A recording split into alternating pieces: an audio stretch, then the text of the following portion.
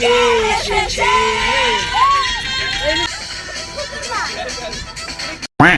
So hello guys, तो कैसे हो आप लोग? জানি তোমরা সবাই গিবলি আর্ট করে ভালোই আছো। আজ থেকে 3 মাস আগে আমি গিয়েছিলাম আমার দিদির রিসেপশনে। আমি জানি আমার অনেকগুলো বন্ধু মনে মনে ভাববে, ভাই আর কি সারা বছর দিদির বিয়ে চলছে, ভাই মুখে বাদ ছিললি।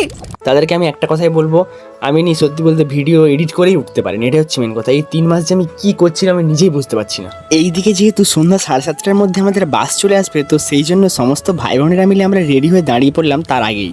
যেহেতু আজকে আমাদের বাড়ি থেকে সমস্ত তত্ত্বগুলো যাবে, তো সেই জন্য দাদা ভাইয়েরা এখন তত্ত্বগুলোকে বাসে তুলছে, আর আমি এই সময় গেলাম মিষ্টি দোকান থেকে দইটা আনার জন্য।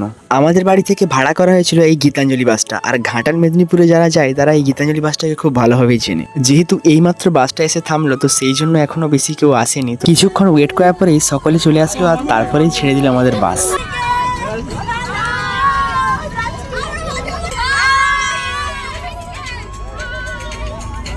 বাসটা কিছু দূর যেতে না যেতেই শুরু হয়ে গেল আমাদের কীর্তন।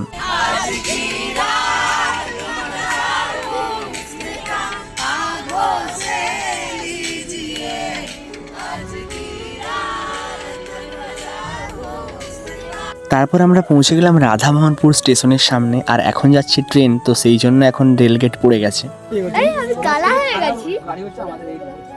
আরও কিছুটা পথ যাওয়ার পর আমরা পৌঁছে গেলাম আমাদের ডেস্টিনেশনে। তো সেখান থেকে নেমে হাতে একটা একটা তত্ত্ব নিয়ে আমরা বেরিয়ে পড়লাম। এরপর সামনের গেট থেকে একটা ফোঁটা আর একটা গোলাপ ফুল নিয়ে আমরা ভেতরে চলে গেলাম। এরপর আমি দেখতে পেয়ে যাই দূর থেকে আমার দিদিকে, আর সত্যি বলতে আজকে ঠিক মেকআপে অন্যরকম লাগছে, চেনাই যাচ্ছে না আর কি। এরপর দিদির কাছে গিয়ে একটু আধটু কথা বলে কয়েকটা ছবি তুললাম। তারপরে গেলাম আমরা স্টলের দিকে। স্টল থেকে নিয়ে নিলাম পকোড়া, আর এরপর গেলাম একটু নাচানাচি করার জন্য।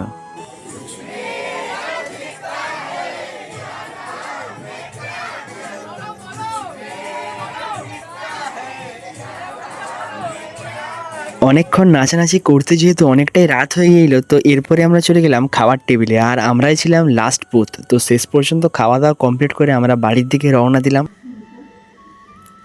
এখন 2:22, তো সবে মাত্র আমরা পৌঁছালাম আর কি কোনাত্রী থেকে।